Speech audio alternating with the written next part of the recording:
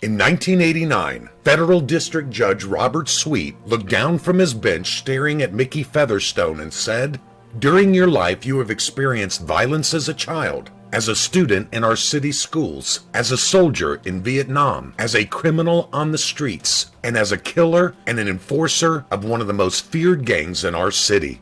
One of your trademarks was the murder and dismemberment of your victims in order to terrorize and avoid detection." So just who was Mickey Featherstone? He was born Francis T. Featherstone on June 3, 1949 in Manhattan, New York, in a section known as Hell's Kitchen. His parents were of Irish descent, and Mickey was one of 9 children. His real father was named Charles Boyle.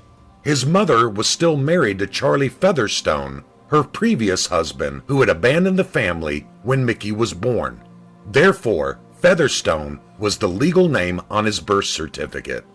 T.J. English writes, "The fact that they had to keep the Featherstone name while their actual father's name was Boyle always bothered Mickey and his 2 older brothers." During his teen years, Mickey fantasized about joining the Green Berets, fighting for his country's honor. At the age of 16, he lied about his age and enlisted in the Army. He trained as a Green Beret, but never got the chance of fighting in battle. Instead, he served as a store clerk and was the brunt of many jokes and pranks by his comrades. Disgruntled with Army life, in 1967, he received a medical discharge claiming to see hallucinations. Mickey returned to his old neighborhood, keeping to himself and growing angrier by the day. Again citing T.J. English, Featherstone lived in a drug and alcohol-induced fog and was in and out of psychiatric wards and prisons, with, as he later admitted, several homicides to his credit. When a group of loudmouth outsiders looking for a fight entered a popular Hell's Kitchen night spot, Featherstone left the bar and returned with a rifle and shot one of them in the side. He was arrested but only received probation. In 1971, Mickey shot and killed Linwood Willis in another confrontation outside the Leprechaun Bar. He got the gun from James Coonan, a rising star in the Irish mob. Coonan didn't know Featherstone that well, but he knew him from the neighborhood, and when Featherstone asked to borrow a gun, Coonan gave him one without question. This single act by Coonan impressed Featherstone, who considered Jimmy a defender of the Irish majority in Hell's Kitchen. Eventually, Featherstone was arrested for the Willis murder. After all, there was no debate that he was the one who pulled the trigger. But his attorney convinced him to plead insanity, not only because he believed this line of defense would work, but it would also lay a foundation for any future run-ins with the law if that ever came up. The strategy worked. A jury found Mickey to be mentally unfit to stand trial, but the judge did order psychiatric care. So he spent some time in a series of mental hospitals, being released in 1975.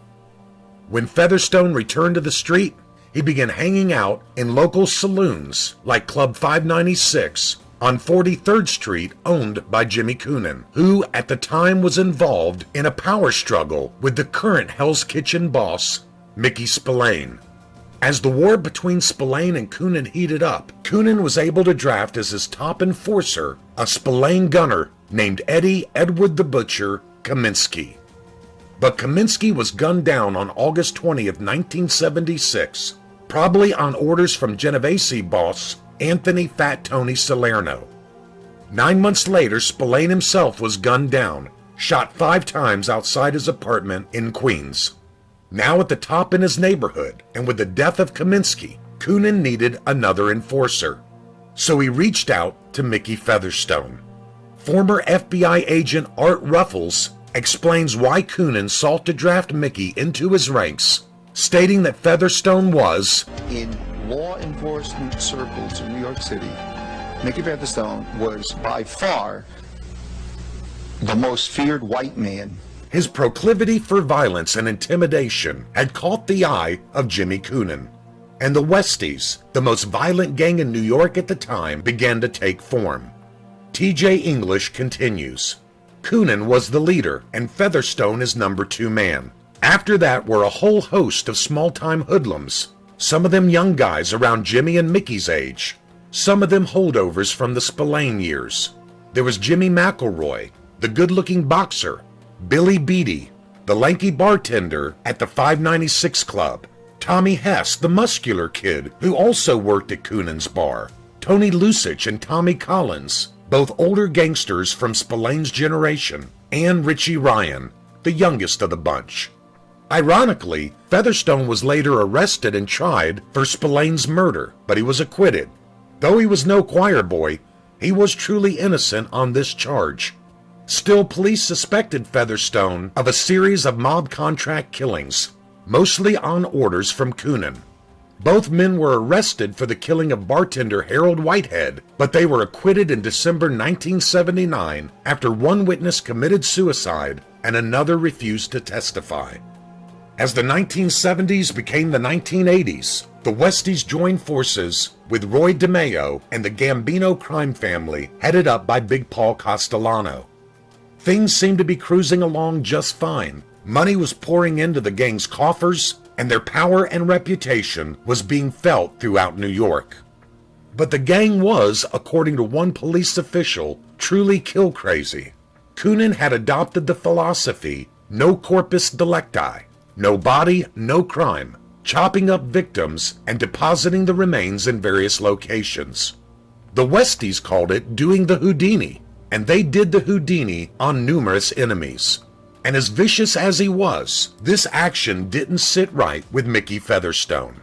Quoting the New York Times, Mr. Featherstone, who sadistically enjoyed terrorizing people and who killed many if not most of the gang's victims, was uncomfortable with the dismemberment process and with Mr. Coonan's grisly delight in it. By 1980, both Coonan and Featherstone were arrested again. Coonan on a gun possession charge, and Mickey for using fake currency at a massage parlor. Police were able to trace the bogus currency back to Featherstone because the girl remembered seeing his name tattooed on his arm. Charged in numerous crimes, Mickey was back in prison. But due to his history in the Army and being deemed mentally unfit to stand trial in the Willis case, he spent his time in the Medical Center for Federal Prisons in Springfield, Missouri, on the psychiatric ward. While in lockup, Mickey Featherstone was a model prisoner. He was seen daily picking fine lint off of his perfectly made bunk and vilifying other inmates for not polishing the doorframe brass to his standards. And it was about this time that the petals began to fall off the rose in the relationship between Jimmy Coonan and Mickey Featherstone. Coonan idolized his Italian compatriots, especially Roy DeMeo and Nino Gaggi. He began dressing like them, walking and talking like them, and even adopted many of their mannerisms. Featherstone saw this as a betrayal of the old neighborhood, which had always fought encroachment into the all-Irish area of Hell's Kitchen by the Italians, and he began to voice his objections rather vocally. Former gang member Billy Beatty explains what happened next. At the time, they were going to kill me, they were going to kill him, they were going to kill each other. They started killing each other. It's got really nuts. In March of 1986, Mickey Featherstone was arrested, tried, and convicted for murdering Michael Holley. But the charge was bogus, and Mickey believed he had been set up to take the fall. He was shocked when the judge handed down a 25-year sentence, and he concluded that he had been framed by his friends for subversion to Coonan's rule. But Mickey Featherstone was not going to take this lying down. Rather than serving his sentence, he turned government informant, spilling his guts. In September 1986, Judge Alvin Schlesinger overturned Featherstone's conviction. His testimony at Coonan's racketeering trial during the late 1980s brought the Westies down. Mickey pleaded guilty to a racketeering charge and received a suspended sentence of 5 years probation. He was freed in December 1988 and went into the Witness Protection Program. With the exception of a few interviews for documentaries in the 1990s, he has stayed out of the public eye, living with his wife in an undisclosed location.